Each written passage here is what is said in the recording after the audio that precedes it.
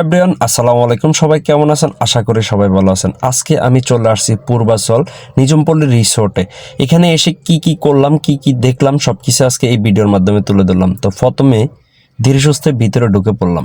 দেখতে পারতেছেন আস্তে আস্তে হাঁটতেছি জমিদার হালে। তো দেখতে থাকুন বন্ধুরা। প্রথম এই প্রাকৃতিক সৌন্দর্য উপভোগ করতে করতে ভিতরে ঢুকে পড়লাম। ওমা, এখানে মিনি চিড়িয়াখানা দেখা যাচ্ছে। ওমা, সিংহ বাঘ হা করে আছে, মানুষ দেখলে খেয়ে ফেলবে। তো অবশেষে ভিতরে এসে টিকিট নিলাম। সাথে আমার সাথে একজন ছিল, দুইজনের জন্য দুইটা টিকিট নিতেছি, দেখতে পারতেছেন। টিকিট নেওয়ার পর ওমা দেখি পুলিশ স্যালুট দিচ্ছে।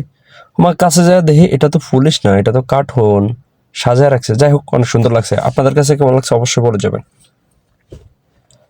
পরে চলে আসলাম নিজমপল্লী রিসোর্টের যে একটা সৌন্দর্য, আই লাভ নিজমপল্লী রিসোর্ট, সেখানে দেখতে পারতেছেন। এখানে এসে একটু দেখলাম, পরে আবার প্রাকৃতিক ভিউর ভিতরে ঢুকে যাচ্ছি। ও মাই গড, অনেক সুন্দর পরিবেশ।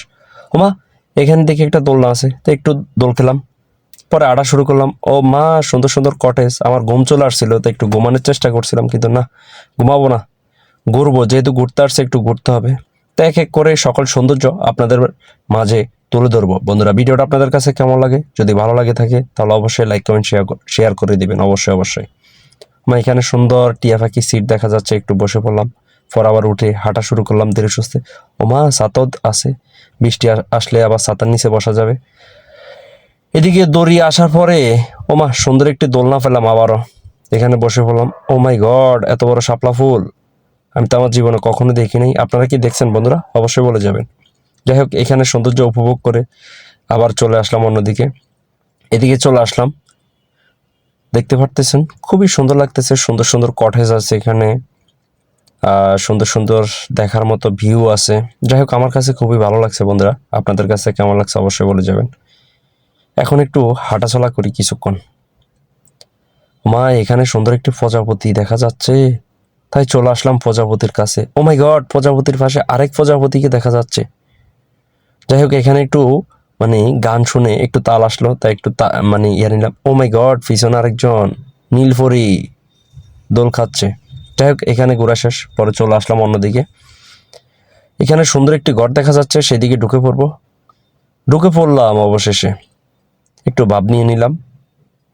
ও মাই গড, সামনে দেখা যাচ্ছে আবার একটি দোলনা, এটা উপরে উঠে পড়লাম।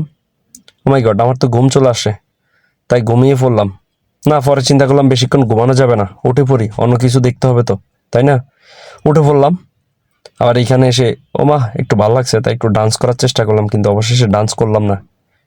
ও মাই গড, এখানে দেখা যাচ্ছে পানি ফুটতেছে। চিন্তা করলাম গোসল করবো, পরে চিন্তা করলাম আমি তো এক্সট্রা কাপড় আনি নেই, তাই আর গোসল করে নিয়ে চলে গেলাম এখান থেকে। কিন্তু একটা জিনিস বন্ধুরা, আপনারা আগেও দেখেছেন এখনো দেখতেছেন, আমি যেদিকে যাচ্ছি এই দুইটা লালপরি আর নীলপরি আমার সাথে সাথে ঘুরতেছে। কেন বন্ধুরা, আপনারা একটু বলেন তো। দেখেন, আমি এখন যাব সুইমিং পুলের কাছে, চলে আসলাম। এই দেখেন, এখানেও লালপরি আর নীলপরি আমার সাথে সাথেই ঘুরতেছে।